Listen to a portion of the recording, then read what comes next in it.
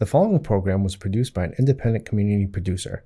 The opinions expressed do not necessarily reflect those of the ECAT staff or board of directors. Come to you from underneath a peach blossom. It's time for an episode of BeAuSm. Find positivity throughout your life and work. Just like our mascot rooster, Steve the Jerk. Hello and welcome to another episode of the BeAuSm Podcast. This is a good one. I'm your host, Joshua Peach, and Mark Resnick is not with me. However, I do have my new puppy, Bowie, who is supposed to be a bloodhound, but as you can see if you're watching, is definitely not sitting on my lap. He's probably going to lay down soon. He just had to get some vaccines, and we were running late, and we just came to the studio, and here he is. So this should hopefully be relatively uneventful. He looks like he's getting ready to take a nap on my arm. But this episode's another special one. This is someone that I just met and got to know last year at an event and really kind of dig in and learn about what she does and how she does it and how she likes. And she's had a rather eventful year, and we're going to get into all of that. But first of all the way from Oregon, Ann Birky, welcome to the podcast. Thanks, Josh. It's great to be here. Happy to have you here. And you can now be the first podcast. I think this is the first one with the dog. I did a recording of one last week with Brian Andraco on the Just Get Started podcast. Bowie had to hang with me, but this is the first BeAuSm with the dog. So all right. You are the first to experience the Bowie episode.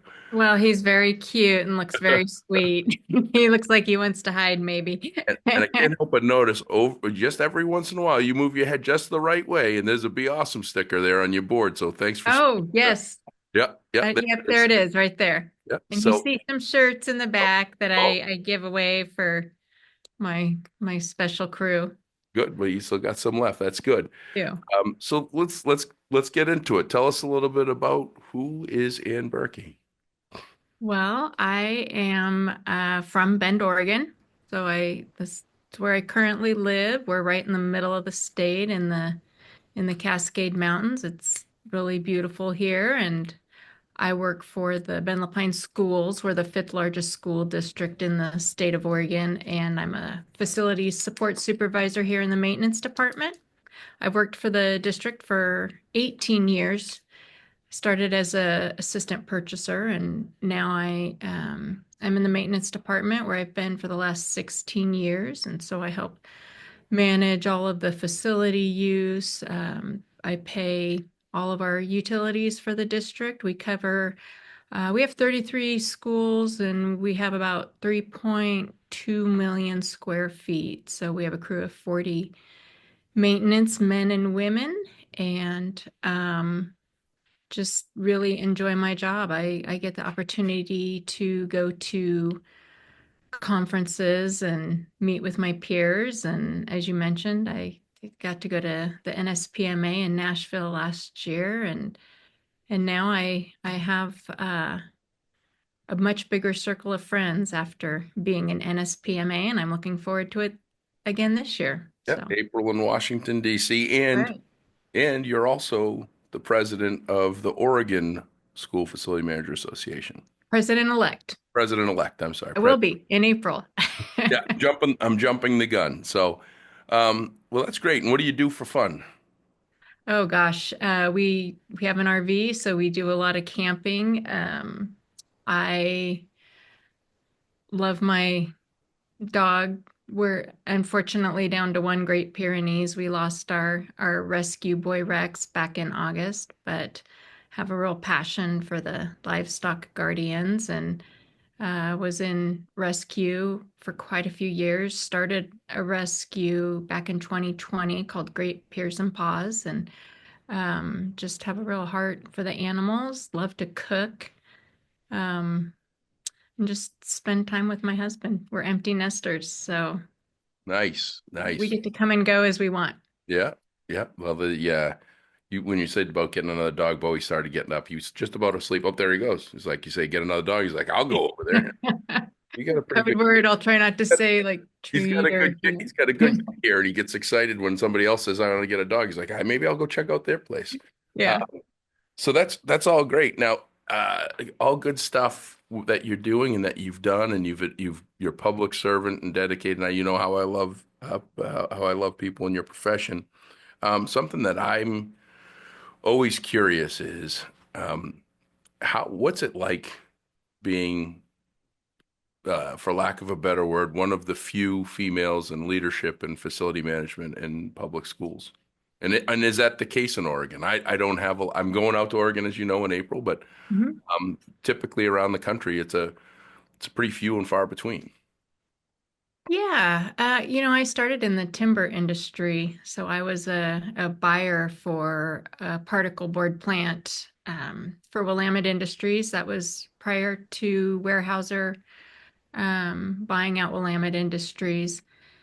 And that was a very male dominated position and industry. And so my professional career has traditionally been in more male dominated industries.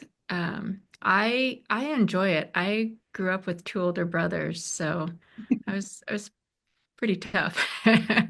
Yeah. But I work with a great crew, and I feel like I've really been given a lot of opportunity and support the men in that I work with in this industry. So, I see a lot more women coming up that are doing, directors of custodial and a lot more women in maintenance and just in leadership roles. So I think the tide is really changing, and I think Oregon is pretty progressive in that. Yeah. No, I'm seeing it. In my career, and for those of you that don't listen to my other podcasts, I actually have a Be Awesome at Facility Management podcast that's solely on facility management expertise, experts, and in industry around the country, for specifically in the education space, because that's my knowledge. And when I started in this 28 years ago, there were zero women in the leadership roles in public facilities. And I've seen the first one I saw was Sandy Cashin and Dennis Yarmouth in 2004. And she was a trailblazer. And then Denise Maroney, who's now in Watertown for Massachusetts anyway, another one. And then you just see, Christina Renault, who was in Plymouth for a short period of time. And they're just amazing. And they bring a different lens, a different view, and some new aspects and ideas to the industry that I just absolutely love, and I hope that continues to grow. And it's really, it starts with women like you that started 19 years ago, and you Yeah. know I've yet to hear any woman in the industry say, like, anything really earth shattering, like that there's like this. Most of the time it's like, I never even, until you ask the question, I really didn't think about it that much, or it just wasn't a challenge. I just stepped in and I put my shoes on one at a time, just like anybody else, and I went to work, and I earned what I got, which is respect and admiration from my peers and from my community. And that's about all you can ask for, whatever you are. Well, and I think a lot of women are doing more trades now. It was always the men were the plumbers and the electricians and the carpenters.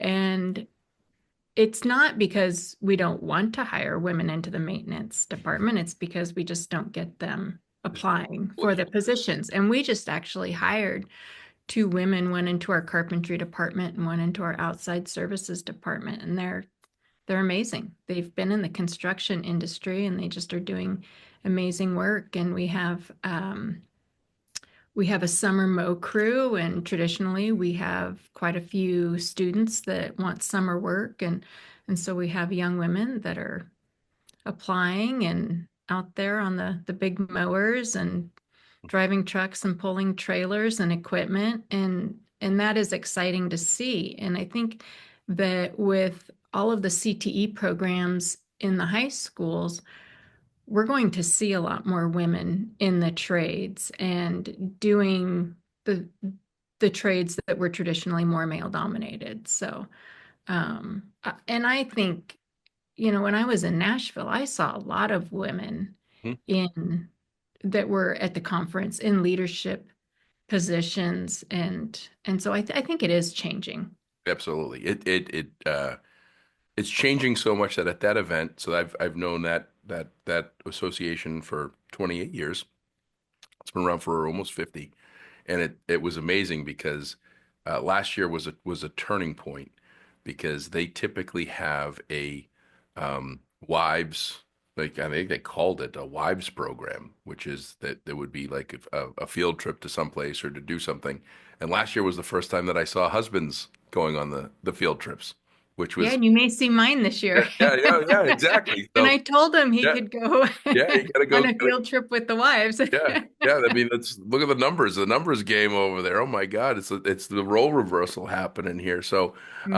but that's great. I mean, I think that it gets rid of the stereotype, it gets rid of the stigmas, it gets rid of all of the stuff that would potentially keep others from saying, I think I'd like to do that. It's like someone sent me, I think her name's Barbie the welder. Have you seen her? She's all over LinkedIn, I guess. Someone said you should get her on your facility management podcast, but she's a welder Oh, and wow. it makes these sculptures out of metal like nothing I've ever seen before. And she gets like $15,000 for a little statue. I was like, she found it. She found what to do and how to make a good living and be happy with it. Where, maybe there would have been barriers, but I'm sure that she saw someone else that could say that they could do it. I love is it the Nike commercial that is a commercial that talks about running like a girl? Like, what does that look like? Have you seen that? Uh, Yeah. I think that just changing that dynamic is giving us so much more opportunity. I think that the world of facility management in schools, it's changed so much. It's no longer just a bunch of stone put together and held up with some equipment. There's so much more to it, and there's so much more um, different leadership styles that we need. That I think that we need to have a varying group of people. It just can't be all men sitting in a room, grunting about what we should do or how it's always been done. It needs to be done differently, and I think it starts with that. So that's great. And I'm glad to hear and see that you're noticing it too, because Oh, yeah. And I think, men and women balance each other. And so I know my previous supervisor, he's retired now, but we had a great working relationship where I could come to him and say, "Hey, why don't you think about handling a situation this way?" And he would say, "Berkey, I like your idea. We're going to go with that. I didn't think of that." And so he would take my advice, and we just, there were times we didn't agree on everything, but we could just work together. And so I think, you know, the balance there is really needed, and it's valuable, especially for school districts. Mhm. And um and running an effective department. Yeah. Well, I mean, you hit the nail on the head. It doesn't have to be a man-woman thing, and I do a leadership program with one of my other companies that we emulate the Clifton Strength Finders program, which is there's 34 different strengths or qualities in a leader in four different quadrants, and the ideal team is a team that doesn't always agree, that they all have different perspective as well as they have different qualities of strength. Um, I have in my team for my K-12 pros team, we balance out completely. So you haven't met Paul yet. You'll meet him in April. I haven't, no. But he always says he's like, I've never had somebody in my team that's a woo person, which is when others over, and I'm the woo person in the team, and he's the strategic and very detailed. Everything's got to have a spreadsheet, and what we found is that our balance of each other, while we don't always agree with each other, we always get a positive result, and we always get what seems to be the best outcome that you could ask for. So it's been very interesting to watch that kind of unravel and unfold, and that's a good thing. I mean, when you have when you have that balance, that's when the real magic starts to Mm. happen with your team. So, Yeah, um, I'm definitely a woo. yeah. Well, I like building the relationships. have you taken that test? I haven't, but you So need to yeah, email that link to me. yeah. So I'll say, yeah, no, I will. And what you want to do is you want to have all of your leadership on your team to all take the test independently. So you buy the book. It's like $19 on Amazon. Okay. Each has its own code. You go online and it's a series of questions. It's your time. So it's meant for you not to think, right? It's meant for you, your immediate reaction of what you think. And you answer other series of questions and it will then determine where and how you fit. And it'll give you the test results. And then it's really interesting to see because what we found when we did this, we did it with 48 school districts in Missouri last spring, and what we uncovered was how the really great teams were well splattered across the four quadrants and the 38 different leadership qualities. They just were, and the people that needed some work were typically in each other were in line with one another, and so it was very, very powerful to see that the validity of, hey, we get along great, but we don't all see eye to eye in how we do things, and it was pretty powerful. So I'll get you the link for that. Yeah, I do. That would be great. Worthwhile to take it and do a comparative analysis on that with Hmm. teams. So, well, listen, this is all good stuff, and we've talked for 16 minutes, and we've had a very normal, very interactive and engaging conversation.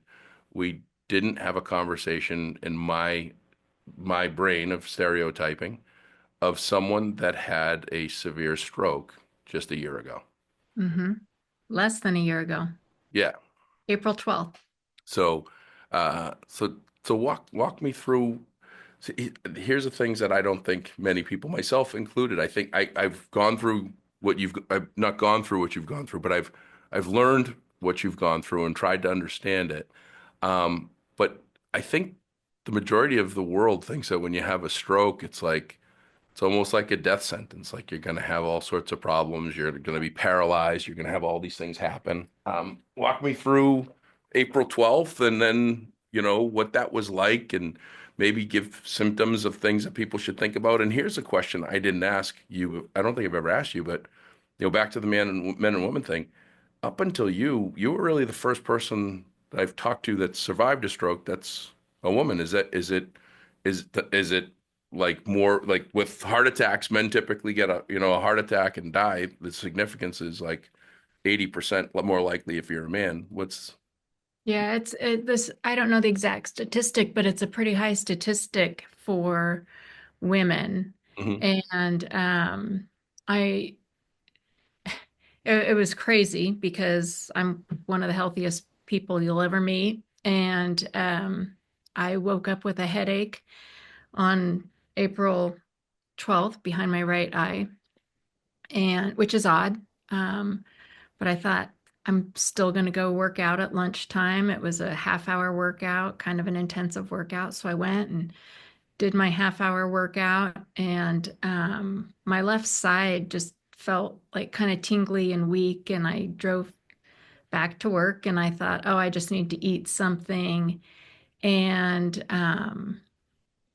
as the afternoon wore on, I kind of got a little bit more off balance, and I thought, I'm going to go home. So I drove myself home, and about 3 o'clock that afternoon, I was sitting on the couch, and at that point, I knew something was wrong. But when you start going through a stroke, you're not thinking clearly. And my friend from Tucson called, and I can't ever remember the last time that we've talked on a Friday afternoon. Generally, we'll talk in the mornings, but I didn't really want to answer the phone. I just wanted to take a nap, but I did. And as she started talking to me, she said, "What's wrong?" And I said, "Oh, I'm just not feeling great." And she said, "You're slurring." I said, "I'm slurring?" And she said, "Yeah, you sound like you're drunk." And I said, "Well, I'm not. I haven't been drinking. I just came from work." And she said, "Go look in the mirror and tell me if one side of your face is drooping. And I said, I can't get up. And she said, you're having a stroke. And she said, I'll call you right back. I'm calling your husband. So she called my husband. And I don't know how fast he drove, but he was home within probably 10 minutes and we called an ambulance. And so I got to the hospital about 3.5 hours after my workout, which when you are having a stroke, time is of the essence. And it ended up that I had a hemorrhagic stroke. So there was a blood vessel in my brain that had burst. And they immediately start giving. Happen? Like, is that just something that? So I just had my last MRI. I just got cleared 100% by my doctor. He said, go work out, go do whatever you want. Just go live your life. We'll never know what happened. They don't know why. I have no risk factors. I don't have high blood pressure. I don't, I'm not overweight. I work out. So it was just, yeah, it's just a conundrum. So, but by the grace of God, I survived. I spent 13 days in the hospital. I was actually in the inpatient rehab on the seventh day. So I spent 6 days there. And there was one of our high school principals had a stroke exactly 2 weeks before me. And so we ended up in the hospital together. And same with him. He had been working out and had a stroke that evening, very healthy. So it's hard to know, but got through it. And I think the fact that I was in such good health, I was really strong from working out, really aided in my recovery. And really the only thing I have symptom wise is that when you have a right side stroke, it affects your left side. So I still have a little bit of nerviness and tingly and little loss of feeling, but other than that, I'm healthy.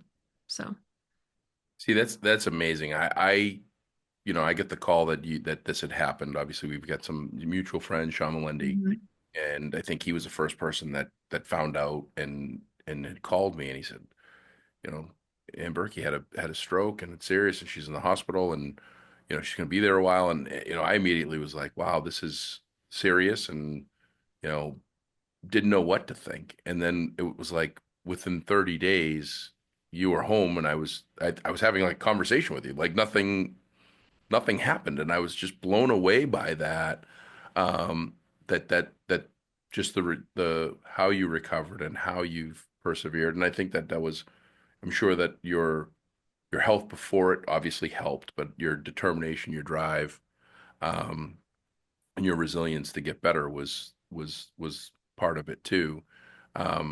What is it when you were in there, like when you said time is of the essence, like what does that mean? Like if you have a stroke and you're like, is there like a timeline that they have that says, within the first hour this could happen, within the second hour, and then after like the hour, whatever, it's good night? well, every stroke is different, but the faster you get to the hospital for treatment, the less damage there is to your brain. So blood to your brain is poison. So there's, two kinds of stroke. There's the ischemic, which is a blood clot, and then there's the hemorrhagic, which is what I had. And blood kills the neurons, which don't come back. So the more neurons that the blood kills, the more damage there's going to be. And so I was just very fortunate because of where the bleed was and the side of the brain. So a bleed on the left side would have affected my right side, but it also affects your speech. It, the motor skills, the swallowing, it can affect the cognitive. So I was very fortunate in that sense. And so, yeah, there's a much better awareness here in Central Oregon because of Stroke Awareness Oregon, the board or the organization of which I'm a board member now. And they work very closely with the local hospitals. And so when somebody calls 911 and says, I'm having a stroke, they will, the ambulance comes, and as they're on their way to the hospital, they are talking to the hospital about what the patient is going through. And there is now a whole team that comes out to the ambulance and meets the patient. So it's a neuro team that comes out and just starts triage immediately, because the longer a patient goes without treatment, the more severe the damage is going to be. So for me, they didn't give me the blood thinners because it wasn't a clot. So the first thing they'll do is get you in for a CT scan or an MRI, because they want to see where the damage is and what it is. And so they started giving me high doses of sodium, which helps stop the bleed. And one of the things that when they put me on the sodium, they put me on fluid restriction because my kidneys work so well. It was getting rid of all the sodium, and so they wanted my body to retain all the sodium, which aided in the hemorrhagic stroke. Do you think you would have done anything had your friend not called? Do you think you would have just sat on the couch? You know, I was going to just take a nap on the couch. I asked her, I said, why did you call me on a Friday afternoon? And she said, I felt prompted to call you. She said, I felt like I had to call you. So, you know, I've shared this with you. I have a very strong faith. I grew up in a Christian home, and I have no doubt that there was divine intervention, because I would have been a lot worse off, because I was going to just lay on the couch and my husband would have gotten home 2 hours later and I would have been in a much worse state. So, yeah, no, I'll tell you, I don't think it necessarily comes down to a religious belief as much as just a general belief that there are things that happen in our lives that we're put in a position where there's an opportunity to do something amazing for someone, and could be saving their life. It could be saving their day. It could be, you know, any number of things. And I was just thinking about that, like, man, if she hadn't called and talked to you and then felt that, you know, you could have gone a period of time and it could have been too late. Right. Right. Yeah. And that's just amazing that, that all kind of put into play. It's you know, it's been a journey. I remember being in, you know, with my physical therapist when I was in the inpatient rehab, and he said, do you get depressed? And I said, no. And he said, are you always this happy? Like, you had a stroke. Why are you so happy? And I said, I'm alive.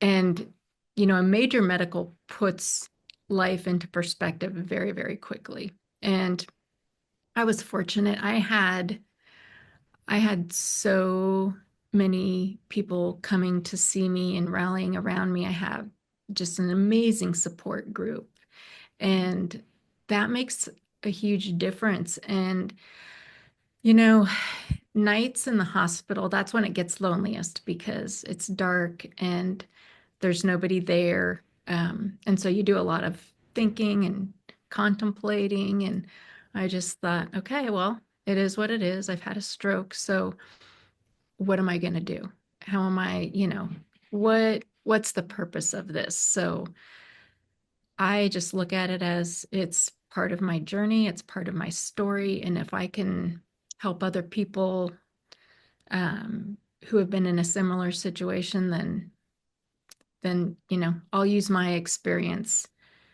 to do good for others. Did you say you were in the hospital for 13 days? 13 days.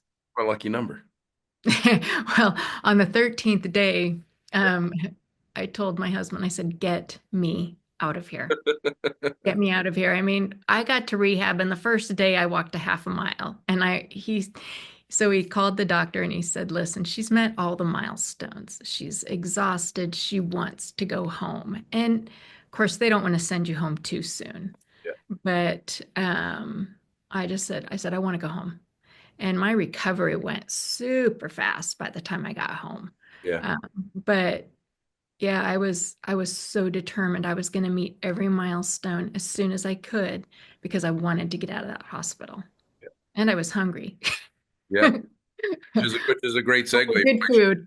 Which is a great segue for my in the middle of our podcast, shameless plug of my book, which comes out on March 13th, which is Excellent. Is the day that I almost died by being hungry and choking on a prime rib sandwich. So no, that's that when you say, I heard you say like 13, I'm like, and I've been hearing 13 so much, and I think it's because my publisher his birthday's the 13th. His first book that he wrote came out on the 13th. My family migrated here on the 13th, like everything. So when I hear 13, I'm like, oh, that's a lucky number. It's good. It is a great number, yeah. Everybody looks It's at not it. unlucky. Yeah, everybody looks at, well, yeah, they look at it like Friday the 13th movies, or that it's unlucky. And for me, it's one of those lucky things. Can you believe this dog? I don't want to say anything. Yeah, no, yeah, he's in Dreamtown. He's It is. great. Oh yeah, I could not. You good, buddy? Yeah, he's just chilling. I just can't believe his level of patience in the podcast today, right? Adam, look at this. You thought he was going to come and chew on your ankles, didn't you? No dice, Jim Rice. He's just sitting here snoozing. Thanks for listening to another episode of the BeAuSm Podcast. If you are enjoying our episodes, please give us a 5-star rating review on your favorite podcast platform, whether it's Spotify, Podbean, Apple Podcasts. Those ratings and reviews do make a difference in helping us get more exposure, more listeners, as well as giving people an insight and understanding as to what they could expect when they listen to our episodes. Thanks again, and you are awesome. So let's talk about. I'm always fascinated. I've had a number of people on here that have gone through challenges in their life, health challenges, whether it's mental health, physical health, and paid it forward afterwards by becoming, a supporter of an organization that either supported them or support an organization that supports people like them. And I didn't know that there was such a level of advancement of awareness for strokes, nationwide, but specifically in Oregon. But you're not even a year in recovery, and I saw you on the front of a magazine cover, I think the other day, right? Was that right? I wasn't seeing things. Okay. So you're already on the front of a stroke magazine cover. So how did that all unfold? And was it just like, hey, I made it and I want to help others? Or was there, how did that all transpire? Because we haven't even talked about this.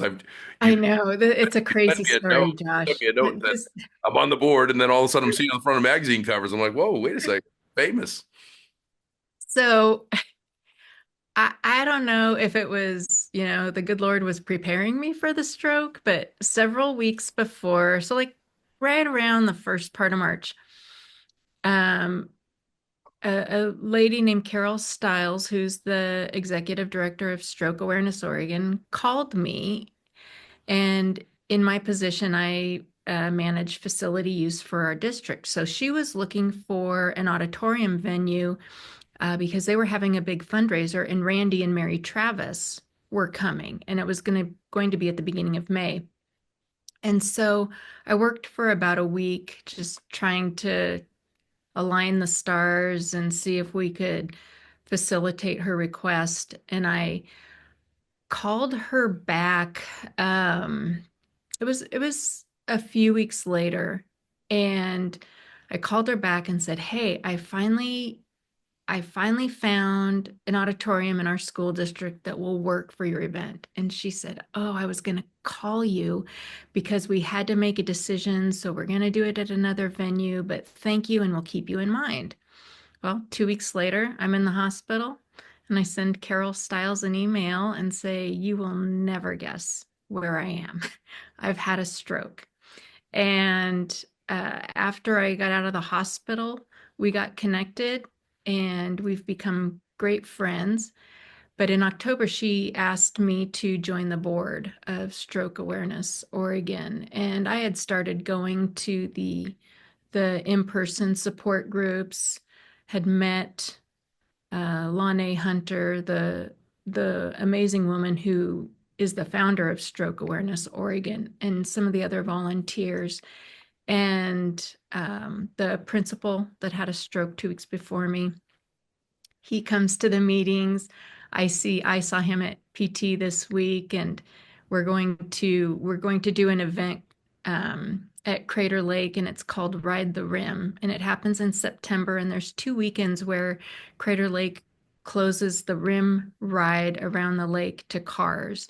And so we're going to gather a bunch of stroke warriors, and we're going to go ride the rim down at Crater Lake in September on our bikes. How far is About that? 25 miles. Wow. Yeah. Wow. That's pretty impressive.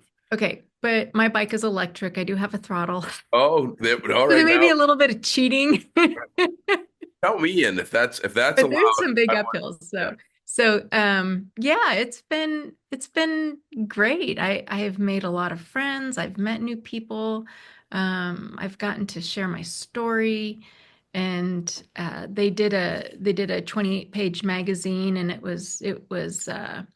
it's throughout Oregon, so it went out to 30,000 publications. Yeah. So, or they did 30,000, and it's in newspapers all across the state. So it's just to bring awareness to stroke and stroke recovery, and it's for the families and the caregivers, because being a caregiver is a tough job too. So, Yeah. when your wife has a stroke, the husband becomes the caregiver, and it's hard on them as well. So they need the support, not just the survivor. Yeah. Yeah. Mark. Oh, you met Mark. He was in Nashville. My Mhm. co-author. His second book is The Greatest Burden, The Greatest Blessing, which is a caretaker's guide, and it's a series of stories. My mother's actually in it. Oh, wow. For my grandmother. It's an interesting read, because it basically says, you're given the greatest burden of becoming a caretaker, but it's also the greatest blessing and the gift that you get to give. Mhm. family. It is.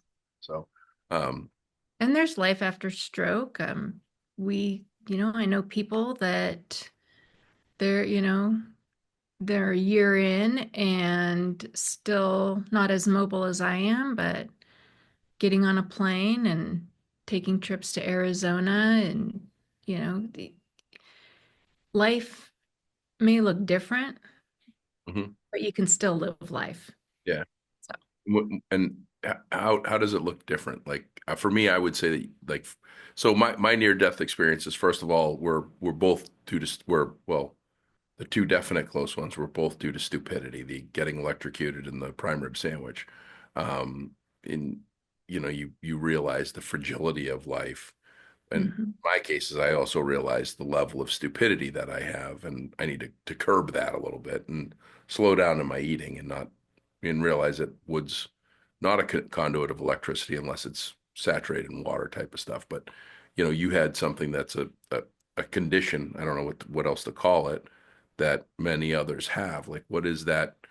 What did that feel like when you were like, because you were with it, right? This whole time you were able to Mhm. have a conversation. You were having the effects of the stroke, but you never, were completely out, or, what No. were you? Yeah. Yeah, I never lost consciousness. It it was surreal, and it happened on a Friday.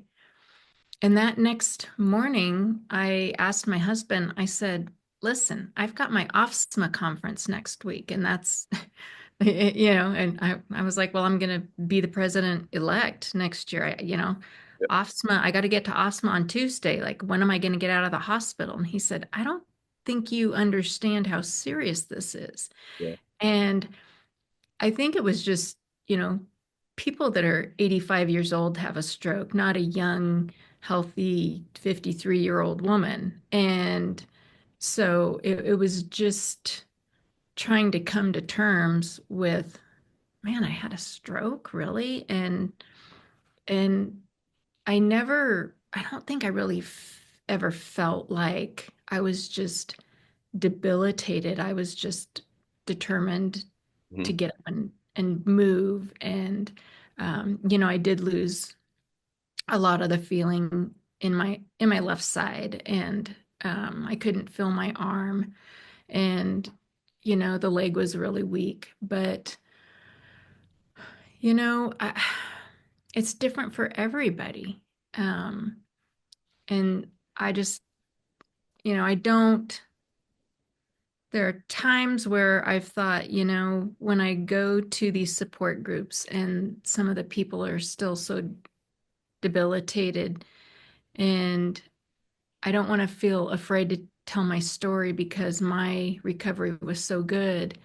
And I know that those people would never want me to feel guilty for how well my recovery went. And that's what I love about the stroke community is we're just all there for each other. It doesn't matter at what level you're in your recovery. We're just there to support each other. And I still I have limitations. I can't run like I used. Well, I didn't run, but I mean, I really can't run. My left side is still weak. Um, but I'm just, thankful for every day and going to live life the best I can and try to help others as much as I can. That is amazing. And the way that you're doing it is nothing short of extraordinary by giving back, by bringing awareness. The takeaway for me is that anybody can have a stroke at any time. Like that's the big reason why I wanted to have you on. Well, there's a million reasons, but one of them was that if I were to put you in all of the candidates of everyone that I know, I would put you way down at the bottom as to a candidate of having a significant stroke and you could have lost your life. And Mhm. there you were, and then carrying your resilience. Um, so the the saggy face, are there other things that someone should look out for? Because I didn't know when Right. you had kind of shared some of this stuff. Are there other things that people should be aware of? Right. So, um, there's a campaign that Stroke Awareness Oregon does, and it's called Be Fast, and Mhm. it stands for balance, eyesight. Your eyesight can go, your balance will go off because one side of your body is probably not working. The face drooping, arm weakness, which is what I really noticed. That was like my real first clue that I was having a stroke.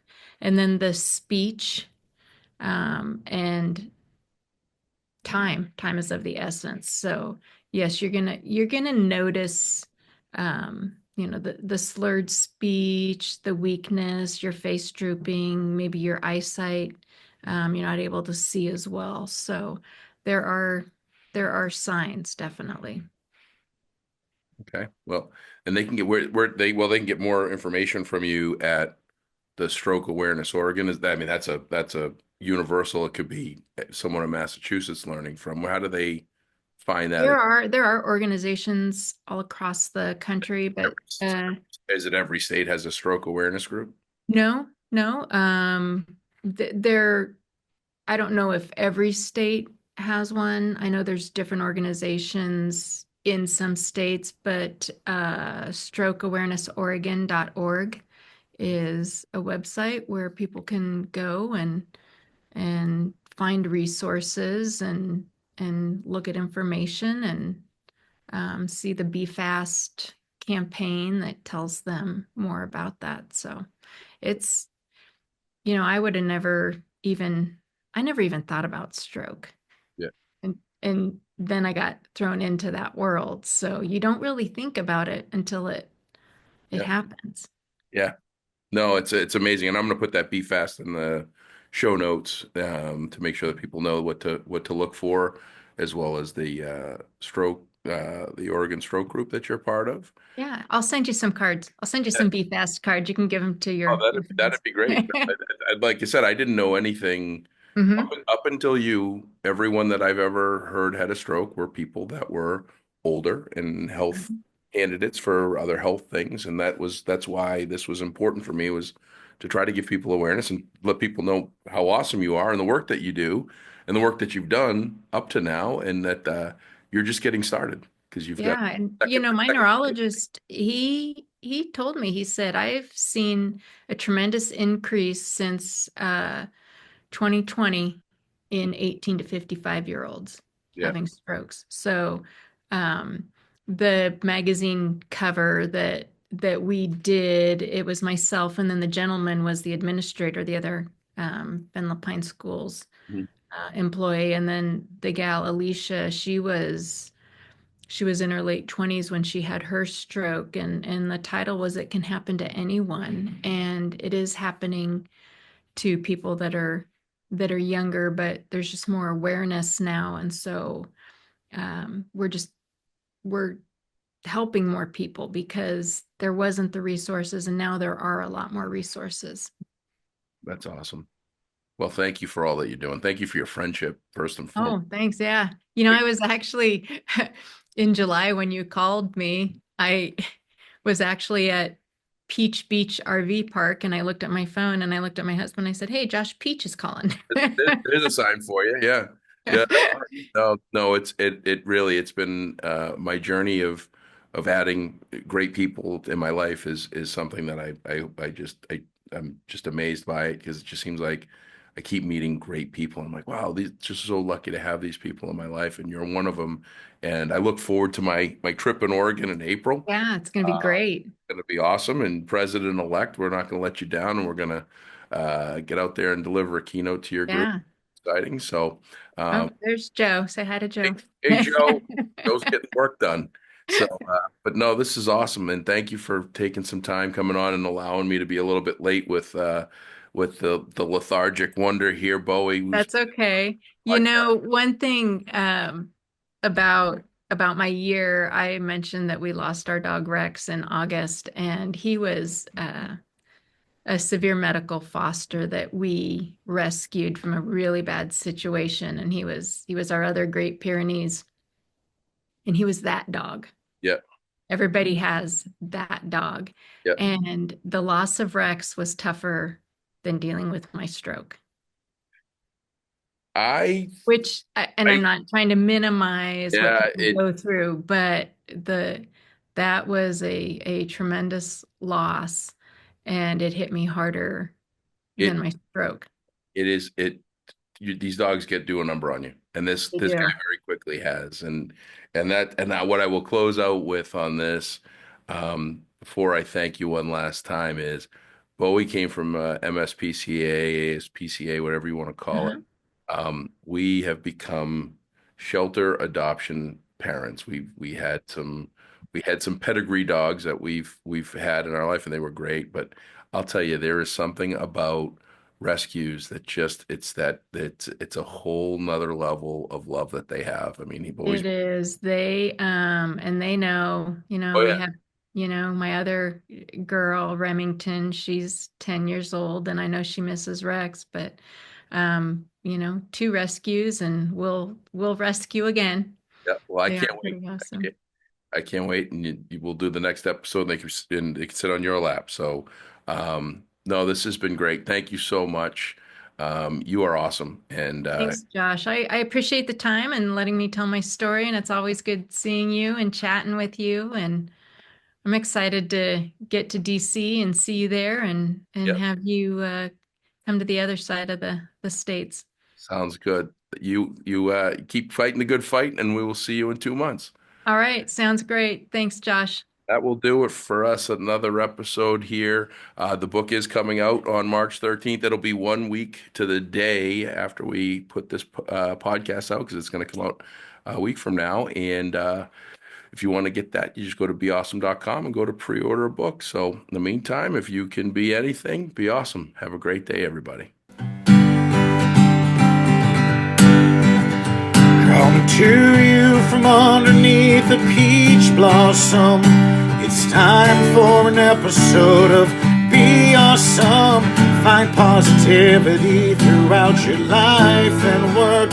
Just like our mascot rooster, Steve the Jerk.